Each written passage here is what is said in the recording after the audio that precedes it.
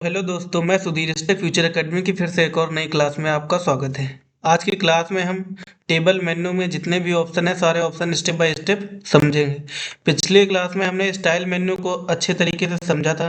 जो भी नीचे के ऑप्शन थे, एडिट स्टाइल, अपने नाम की स्टाइल कैसे बनाते हैं और उसको स्टाइल को अपडेट कैसे करते हैं, और हमें जिस तरीके की स्टाइल अप्लाई करना है हम अपने टेक्स्ट पर देख सकते हैं, उस तरीके की अप्लाई स्टाइल को अप्लाई कर सकते हैं। आज की क्लास में हम टेबल मेन्यू के जितने भी ऑप्शन हैं सारे ऑप्शन देखेंगे और समझेंगे स्टेप बाय स्टेप। तो चलिए शुरुआत करते हैं। जब हम टेबल मेन्यू पर क्लिक करते हैं तो हमें सबसे पहला ऑप्शन मिलता है इंसर्ट टेबल। ये टेबल जो मेन्यू है इसमें टेबल के बारे में ही सब कुछ बताया गया है। तो इंसर्ट टेबल से क्या कर सकते हैं, हम अपनी टेबल को इंसर्ट कर सकते हैं। जैसे ही इसकी शॉर्टकट की होती है कंट्रोल प्लस F12। यहाँ से देख सकते हैं आप, यहाँ पे दिख भी रहा है कंट्रोल प्लस F12 इसकी शॉर्टकट की होती है। तो जैसे ही हम इस पर क्लिक करेंगे या कंट्रोल प्लस F12 करेंगे तो यहाँ पे टेबल का नाम शो होगा। टेबल नंबर 1 है, टेबल नंबर 2 है, जितने भी टेबल नंबर होंगे यहाँ पे शो होगा। यहाँ से हम कॉलम जितने चाहे उतने ले सकते हैं। मान लो यहाँ से 5 कॉलम ले लेते हैं। इस तरीके से हमने 5 कॉलम ले लिए और यहाँ से जितनी रो लेना चाहे वो इतनी रो ले सकते हैं। हम अपने यहाँ से रो की डिजाइन ले सकते हैं, कॉलम की सॉरी टेबल की डिजाइन ले सकते हैं। जैसे भी हमें टेबल की डिजाइन चाहिए वो यहाँ से चूज कर सकते हैं। काफ़ी सारी यहाँ पे डिजाइनें बनी बनाई हैं, जैसी हमें डिजाइन चाहिए वो यहाँ से ले सकते हैं। मान लीजिए हमें इस टेबल का डिफ़ॉल्ट टेबल स्टाइल ऐसी डिफ़ॉल्ट के रूप में सेट होती है। इसको यहाँ पे क्लिक करेंगे तो हमारा टेबल इस तरीके से बन के आ जाएगा। जब हमारा इस टेबल इस तरीके से बन के आ जाएगा उसके बाद में जैसे ही हम इस पर क्लिक करेंगे और टेबल पे चलेंगे तो नीचे के देख सकते हैं आप सारे ऑप्शन हाईलाइट हो गए हैं। तो इसके नीचे ऑप्शन है इंसर्ट। इंसर्ट से क्या होता है, हम कुछ भी रो कॉलम इंसर्ट करवा सकते हैं। जहाँ पे हमारा कर्सर रखा होगा उसके ऊपर इंसर्ट करवा सकते हैं रो, जहाँ पे हमारा कर्सर रखा होगा उसके नीचे रो इंसर्ट करवा सकते हैं। इस तरीके से हम जो भी इंसर्ट करवाना चाहें इंसर्ट करवा सकते हैं। मान लीजिए हमारा कर्सर यहाँ पे रखा हुआ है और हम चलते हैं टेबल मेन्यू पे, इंसर्ट पे क्लिक करेंगे और रो एबो, एबो मतलब ऊपर, जहाँ पे हमारा कर्सर रखा होगा। अब मान लो इसमें कुछ टेक्स्ट लिख लेते हैं पहले। इसमें ए लिख लेते हैं और इसमें बी और इसमें सी डी ई।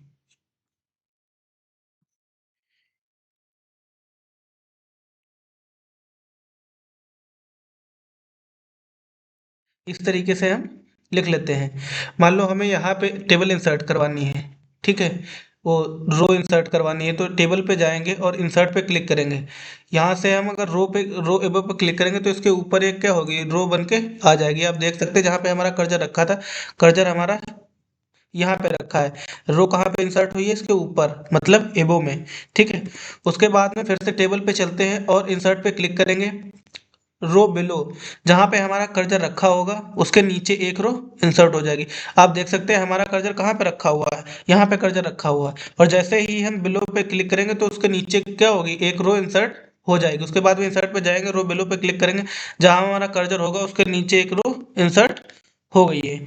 उसके बाद में फिर से चलते हैं टेबल पे और इंसर्ट पे क्लिक करते हैं।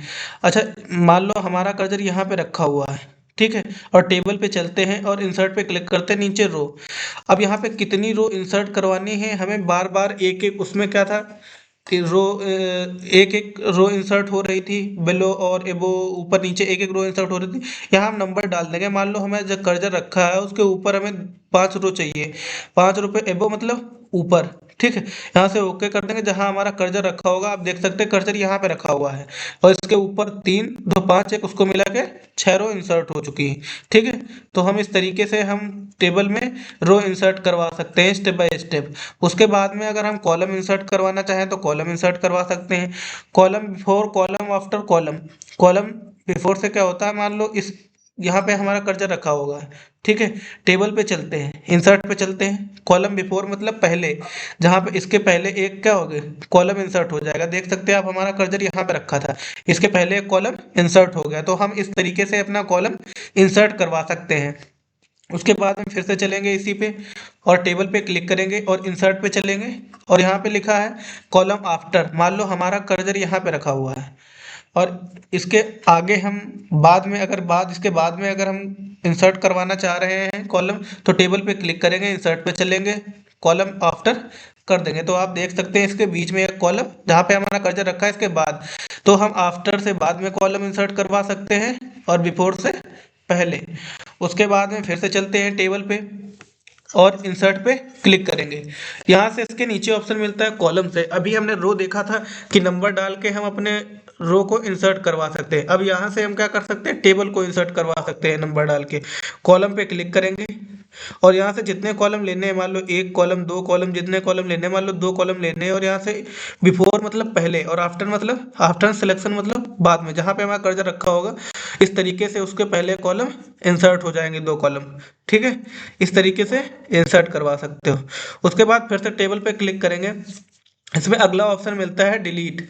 अच्छा, एक चीज और है, अगर हम ये सब ऑप्शन यहाँ से कर रहे हैं, इस तरीके से हमें ऑप्शन मिल रहे हैं, ये ऑप्शन आप व्यू मेन्यू में जाइए और यहाँ से टूल बार पे क्लिक कीजिए। टूल बार पे आने के बाद में यहाँ पे नीचे आओगे तो ये टेबल का ऑप्शन मिलेगा। अगर इसको हाईलाइट कर दोगे तो हमें इसके काफ़ी सारे ऑप्शन नीचे इस तरीके से मिल जाते हैं। तो हम इन ऑप्शनों का यूज करके भी अपने टेबल में फॉर्मेटिंग कर सकते हैं, रो इंसर्ट करवा सकते हैं, टेबल डिलीट कर सकते हैं या कॉलम डिलीट कर सकते हैं। जितने कॉलम कस्टमाइज करना चाहें और रो और कॉलम को कस्टमाइज करना चाहें तो यहाँ से कर सकते हैं। उसके बाद फिर से टेबल पे चलेंगे, अगला ऑप्शन है डिलीट। डिलीट से क्या होता है, इसमें रो, कॉलम, टेबल।